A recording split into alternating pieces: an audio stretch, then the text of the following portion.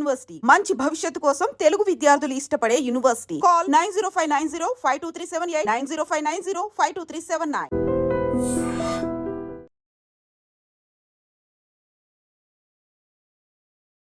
అనకాపల్లి జిల్లా కోటవరట్ల మండలంకి 5 కిలోమీటర్ల దూరంలో ఉన్న కైలాసపట్నంలో మందుగుండు సామగ్రి తయారీ కేంద్రంలో ఒక్కసారిగా మధ్యాహ్నం 1 గంట ప్రాంతంలో భారీ ప్రమాదం సంభవించింది. భారీ పేలుళ్లతో అగ్ని ప్రమాదం జరగడంతో ఆ ప్రమాదంలో ఇప్పటికీ 8 మంది చనిపోయారు.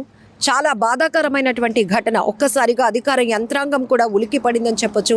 భారీగా పేలుడుతో అగ్ని కీలలు ఎగసి పడుతూ ఉంటే చుట్టుపక్కల వాళ్ళు కూడా ఏం జరుగుతుందో అనే భయంతో పరుగులు పెట్టినటువంటి పరిస్థితి మనం అక్కడ చూడొచ్చు. ఈ దృశ్యాలు మీరు చూస్తుంటే చాలా ఒళ్ళు గగ్గురు పొడిచే విధంగా కనపడతా ఉంది. అప్పటి వరకు తయారీ కేంద్రంలో పనిచేసిన వాళ్ళు తమ ప్రాణాలు క్షణాల్లో పోతాయని కూడా వాళ్ళు గ్రహించుకోలేకపోయారు. ఒక్కసారిగా అక్కడ ప్రమాదానికి కారణం ఏంటి అనేది ఇంకా పూర్తి స్థాయిలో సమాచారం లేనప్పటికీ కూడా ఈ ప్రమాదంలో ఇప్పటికే మృతుల సంఖ్య పెద్ద సంఖ్యలో 8 మంది చనిపోవటం, చాలా మంది తీవ్రంగా గాయపడి క్షతగాత్రులుగా మారారు. మమ్మల్ని రక్షించండి, కాపాడండి అంటూ వాళ్ళు పెట్టినటువంటి కేకలు స్థానికంగా ఉన్న వాళ్ళని ఇప్పటికీ కూడా గుండెలు అదిరిపోయేలా చేస్తున్నాయి.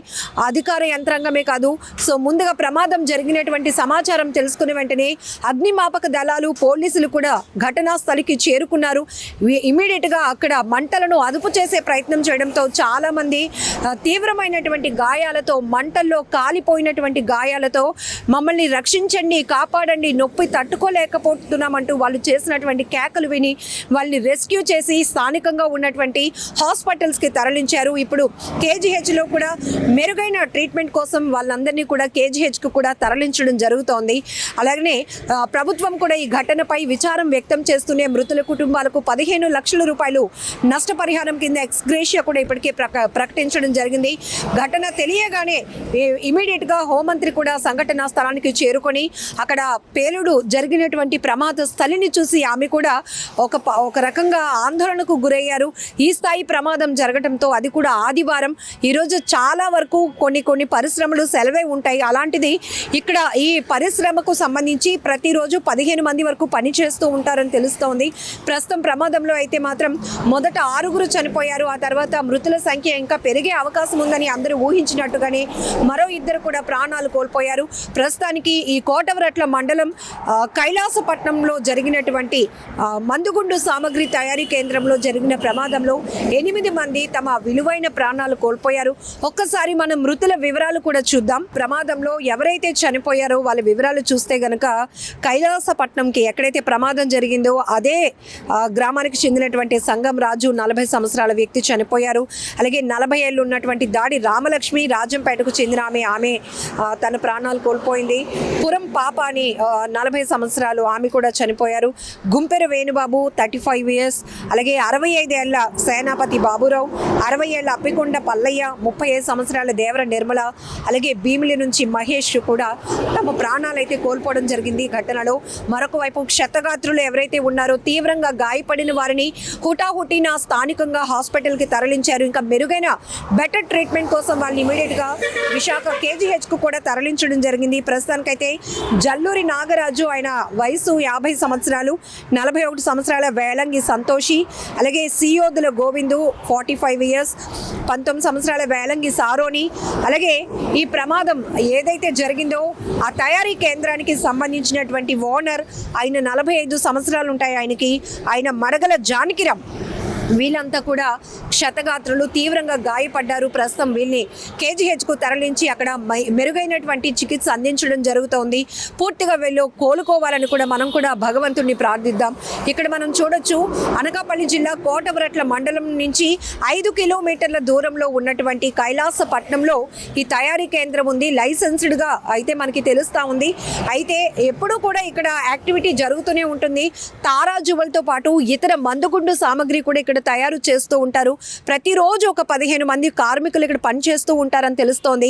మరి ఒక్కసారిగా ఈరోజు మధ్యాహ్నం 1 గంట ప్రాంతంలో ఈ ప్రమాదం సంభవించింది. ప్రమాదానికి పూర్తిగా కారణాలు ఏంటి అనేది ఇప్పటికీ తెలియదు. కానీ అయితే కారణం విశ్లేషించే కోణంలో ఇప్పుడు దీనిపైన పూర్తి ఇన్వెస్టిగేషన్ కూడా కొనసాగుతోంది. ఇప్పటికే పోలీసులు రంగప్రవేశం చేశారు. అక్కడ ఉన్నటువంటి ఎవరైతే బాధితులందరినీ రెస్క్యూ చేసి హాస్పిటల్స్కు తరలించే విషయంలో మాత్రం పోలీసులు, అగ్నిమాపక దళాలు, స్థానికుల సహకారం కూడా చాలా గొప్పది అని చెప్పుకోవచ్చు. దానివల్ల కూడా ఇమీడియట్గా అక్కడ ఒక గ్రేట్ ఆపరేషన్ జరగబట్టి చాలామంది ప్రాణాలతో బయటపడ్డారు అన్నది కూడా మనం చెప్పుకోవచ్చు. అసలే ఎండాకాలం, ఎండలు మండిపోతున్నాయి. మిట్ట మధ్యాహ్నం జరిగినటువంటి ప్రమాదంలో గాయాలు, నొప్పులు భరించలేకే కొంతమంది ప్రాణాలు పోగొట్టుకునే పరిస్థితి. అలాంటిది ఇమీడియట్గా అక్కడ మంటలను అదుపు చేసే ప్రయత్నం జరగటం వల్లే చాలా వరకు కొంతమంది గాయాలతో బయటపడినటువంటి పరిస్థితి ఉందని కూడా నిజానికి దేవుడికి థ్యాంక్స్ చెప్పాలి. ఇంకా మృతుల సంఖ్య పెరిగే అవకాశం ఉంటుంది అని అనుకున్నారు. ఎందుకంటే మొత్తం అక్కడ ఉన్నటువంటి ప్రదేశాన్ని మీరు ఒక్కసారి చూస్తే కకావికలమైపోయింది. ఎందుకంటే ఆ పేలుడు ధాటికి, ఎందుకంటే అక్కడ మందుగుండు సామాగ్రి తయారవుతూ ఉంటుంది కాబట్టి ఆ పేలుడు ధాటికి ఒక్కసారిగా భారీగా శబ్దం వచ్చింది. నిజానికి అక్కడ సంఘటన జరిగిన వెంటనే వచ్చినటువంటి స్థానికులందరూ కూడా గుండెలు వణికిపోయాయి అని చెప్తున్నారు. ఇదే జనావాసాల మధ్య జరిగి ఉంటే కనుక వందల్లో ప్రమాదం, మృతుల సంఖ్య కూడా ఉండేది, ఏమాత్రం డౌట్ లేదు. ఎందుకంటే అంత భారీ స్థాయిలో పేలుళ్లు వినిపించాయని చెప్తున్నారు. చుట్టుపక్కల ఉన్నటువంటి ఈ కన్స్ట్రక్షన్స్ యొక్క సిమెంట్ గోడలు ఏవైతే ఉన్నాయో పేలిపోయి, ఇరిగిపోయి, పిండి అయిపోయినటువంటి పరిస్థితి. అంటే ప్రమాదం ఏ స్థాయిలో ఉందో కూడా మీరు ఈ దృశ్యాలు చూస్తే మీకు అర్థమవుతూ ఉంటుంది. ఏదేమైనప్పటికీ అధికార యంత్రాంగం అందరూ కూడా అలర్ట్ అవ్వడం వల్ల ప్రమాద స్థాయి కాస్త తగ్గిందని కూడా చెప్పుకోవచ్చు. ఇంకొకటి, ఇందులో గాయపడినటువంటి ఈ ఓనర్ ఎవరైతే ఉన్నారో జానకిరామ్, ఆయన పూర్తిగా కోలుకున్న తర్వాత ఫ్యాక్టరీకి సంబంధించి కానీ లేకపోతే ఇంకాస్త డీటెయిల్ మనకి తెలియడానికి కూడా అవకాశం ఉంటుంది. ఇప్పుడు క్లూస్ టీమ్ కూడా రంగంలోనికి దిగింది అక్కడ ప్రమాదానికి సంబంధించి. ఎందుకంటే ప్రతిరోజు ఈ మందుగుండు సామాగ్రి తయారీ కేంద్రంలో బాణాసంచా తయారీ జరుగుతూనే ఉంటుంది. ఎక్కువగా తారాజువ్వలు అనేవి ఎక్కువగా ఇక్కడ తయారు చేస్తూ ఉంటారు. దాంతోపాటు మందుగుండు సామాగ్రి కూడా తయారు చేస్తూ ఉంటారు. చాలా ఫేమస్ అంట ఆ ఫ్యాక్టరీ కూడా. అలాంటిది ఈరోజు ఒక్కసారిగా ఈ ప్రమాదం ఎందుకు జరిగింది అనేది కూడా పూర్తి ఇన్వెస్టిగేషన్లో తేలాల్సి ఉంది. ఏదైనా మృతులకైతే మాత్రం మృతుల కుటుంబాలకు ప్రగాఢ సానుభూతి తెలపడమే తప్ప మనం ఎవరిమీ కూడా కుటుంబాల్లో జరిగినటువంటి తీరని లోటును పోడ్చలేం. కానీ తీవ్రంగా గాయపడి గాయాలతో మమ్మల్ని కాపాడండి, రక్షించండి దేవుడా అంటూ కేకలు పెట్టిన వాళ్ళ పరిస్థితి కూడా చాలా దారుణంగా ఉంది. వాళ్ళు కూడా మెరుగైన ట్రీట్మెంట్ అందించేందుకు ప్రభుత్వం అన్ని ఏర్పాట్లు చేసింది. వీళ్ళంతా త్వరగా కోలుకోవాలని మనము కూడా భగవంతుణ్ణి ప్రార్థిద్దాం.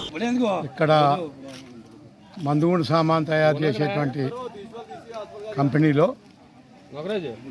మరి దురదృష్టవశాత్తు అది మా గ్రామం కైలాసపట్నంలోనే ఉండడం దురదృష్టం.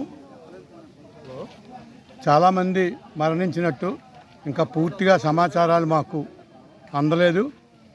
ఇప్పుడే కొన్ని బాడీస్ని హాస్పిటల్కి తరలించడం, కొంతమంది ఎవరికైతే ఇంజరీస్ అయ్యాయో మేజర్ ఇంజరీస్ అయిన వాళ్ళని కూడా హాస్పిటల్కి పంపించడం, ఒకటిన ఫైర్ కూడా తెప్పించడం, ఫైర్ ఇంజిన్ కూడా చాలా మట్టుకు పనిచేస్తూ ఉంది.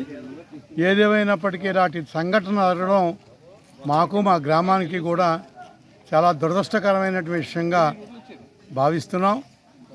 దీని మీద సమగ్రమైనటువంటి విచారణ ఎలాగా పోలీసు ప్రభుత్వం చేస్తుంది కాబట్టి తగు చర్యలు కూడా దీని మీద తీసుకోవడానికి ఆస్కారం ఉంది. కాబట్టి ఇదంతా దురదృష్టకరంగా నేను భావిస్తున్నాను.